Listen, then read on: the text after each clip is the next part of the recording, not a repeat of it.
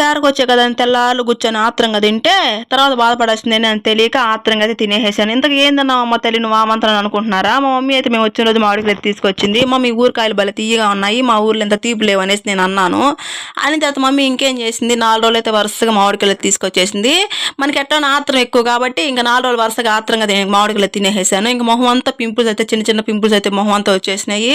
ఇంకా చేసేది ఏం లేక నేనేం చేసిన 2 స్పూన్లు సబ్జా, 2 స్పూన్లు చక్కెర, అలాగే ఒక లెమన్, కొంచెం కలబంద అయితే నేను యాడ్ చేసుకొని పేస్ట్ లాగా అయితే తినేసేసాను, ఇలాగా మిక్స్ చేసేసుకొని.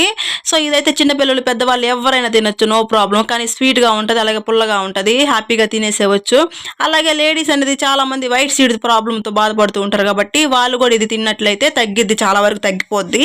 సో ఎవరైనా తినొచ్చు. సో ఇది సమ్మర్ కాబట్టి మీరు కూడా ఆత్రంగా నాకులాగా మామిడికాయలు, మునక్కాయలు, చికెను ఈ సమ్మర్కి కానీ తిన్నాం అనుకో ఇంకా తెల్లార్లు బాత్రూంలో లేకపోతే పింపుల్స్తో బాధపడాల్సి వస్తుంది. సో దయచేసి కొంచెం తగ్గించి తినండి. ఈ సమ్మర్ కాబట్టి కొంచెం మజ్జిగ, రసం, పప్పుచారు ఇట్లాంటివి తీసుకున్నట్టయితే బాడీ అంటే కూల్గా బాగుంటుంది. సో నా వీడియోస్ నచ్చినట్టయితే లైక్ చేసి సబ్స్క్రైబ్ చేసుకున్నట్లయితే, అలాగే గంట సింబల్ కొట్టినట్లయితే నేను ఎప్పుడు ఏ వీడియోస్ పెట్టా మీకు నోటిఫికేషన్గా వచ్చేస్తాయి. ఈ వీడియో నచ్చినట్టయితే ఖచ్చితంగా సబ్స్క్రైబ్ చేసుకోండి. Thank you for watching. Bye bye. అలాగే పిల్లలకు కూడా హ్యాపీగా పెట్టేసాను. చూడండి మా అమ్మాయి పెడుతున్నాను నేను.